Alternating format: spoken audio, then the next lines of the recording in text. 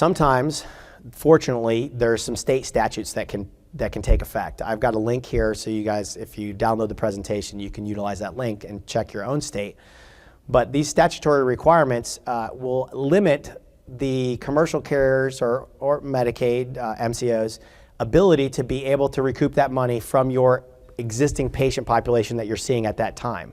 Florida is a good example. They have a statute that requires a signature from the practice after there's been an overpayment model. So in that case, if you send a letter saying I dispute the overpayment and I do not authorize you to withdraw it from my existing practice, even though you've contractually obligated yourself to that in their payer contract, the state law supersedes and they will not be able to. They'll be in violation of state law if they go ahead and take that from your existing patients.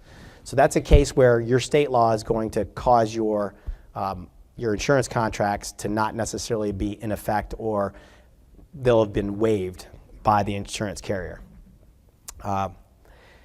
Another good piece, if you are getting any of these denials or overpayments from your Medicaid MCOs, make sure you look to the underlying state guidelines. Obviously many states now have gone to having a full MCO process when they're delivering Medicaid services. But most of those states delivered those services before they had those MCOs. They have medical policies in place. They have the information. Very often, the policy of the state does not match the policy of the MCO. And there's a nice little one-liner in the vast majority of those contracts that say, hey, if there's a state policy or a federal policy that's different than what we're telling you, the state policy rules or the federal policy rules. So take a step back and look to see, is that the actual policy of the state? And I've seen it time and again where the state policy is not what they are contending or what limitations they're trying to put on as the Medicaid MCO. So make sure you take a look at that. Other strategies. All right, when all else fails, complicate matters. So the insurance companies, just like all of us in our businesses, we're going ahead and we have a process, and when something interrupts that process, it makes it more challenging for us to deal with those issues. There's certain challenges that you can make that are going to allow you to be able to defend these matters and also be able to put the onus back on the insurance carrier. We'll go through ERISA challenges a little bit. It's a very growing area in denials and claims. Independent medical reviews are often identified in your payer contracts. So that's one application. State fair hearings, if it's a Medicaid issue, it's a denial. Your patient it typically has a right to have a state fair hearing, and you can represent them in those for the most part in most states. Some states have separation between an independent third party who's going to review those claims. So it's important to, once again, look at the payer contract, see what your rights are to be able to manage that.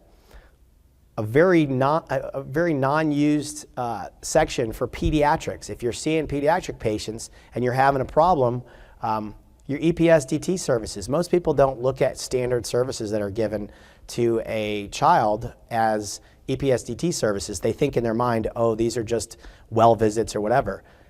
Under the statute, treatment, any type of treatment that's given to a child 21 or under is going to be subject to EPSDT services, absent maybe some behavioral health.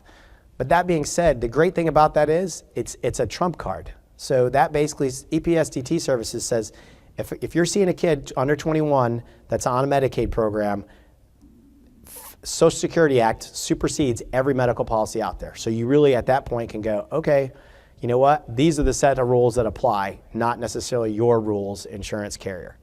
So make sure you take a look at that. ERISA. Basically, ERISA challenges is basically 80% of all commercial plans that you deal with are employer-based plans. And so ERISA is a body of federal law that applies to employee benefits. Denials are considered adverse benefit determination, and that brings inside the scope of ERISA, and it brings in federal law. We're going to see an example of a letter to give you some example of language that you can send when you have that denial or that when you have that overpayment, that recoupment attempt. The important part to know is that there are certain specific guidelines that ERISA lets you follow. So like we said, hey, how do you make it more complicated? Make them follow the federal rules versus having to follow their own little particular rules, because that gets it out of their system. They're not used to doing that. I believe Cigna got hit for $7 or $8 million for that specific issue of not being able to comply with that federal law. And so now if you do get a denial on overpayment, you see some additional language on your Cigna denials because they understand now that they have to comply with the law. It is a complete or partial denial, so you don't have to have a full denial. If they only give you a certain amount of it, it's still an ERISA issue if it's an employer-based plan. Recoupments, overpayments, if you're out of network, you can still use that benefit.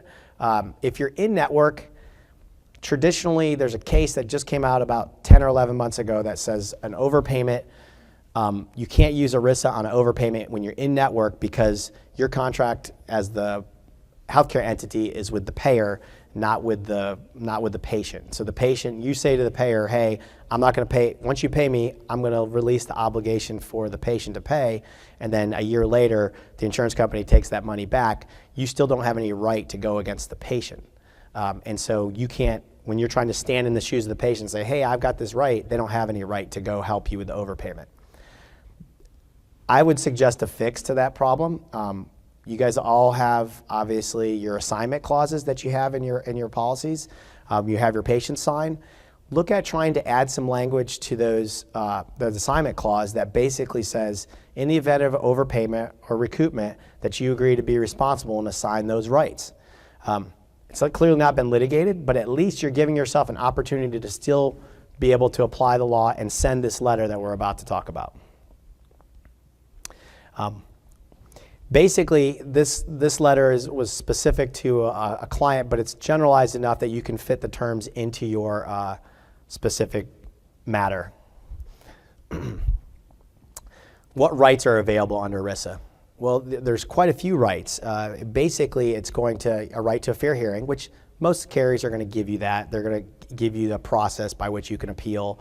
But more importantly, there's some time frames. And so, when you can change their time frames, for example, they have to give you 60 days to file an appeal. How many times have you seen a letter from a commercial insurance carrier that says you need to respond in 30 days? Well, no, I don't. This is an ERISA plan. This is your denial. I'm going to send you a letter and say, hey, I've got 60 days by federal law, and they can't do anything about it. Now you've changed their model, right? You've made it a little bit different for them. So what kinds of things are adverse benefit determination? Experimental investigational, that's an adverse benefit determination. Pretty much any reason for denial is going to give rise to an adverse benefits determination. So once again, there's some language in here, and like I said, feel free to utilize the language. It's a good starter for you to build your letters out of, and that was kind of my goal, is to give you that tool. 30 days. They have 30 days to give you every document that they utilized in their decision-making process to do that denial or that overpayment. I mean, that's pretty big, because what do you get now? You get an EOB, and the EOB has a code or two on it if you're lucky, but oftentimes they didn't get anything. So the good news is there's some language in here that it's right there in bold that I would suggest when you are sending this letter, make sure you include it. And it's going to allow you to be able to require them to give you those documentation. And there's significant penalties when they don't give you those documents. Traditionally, the fine is up to $110 a day.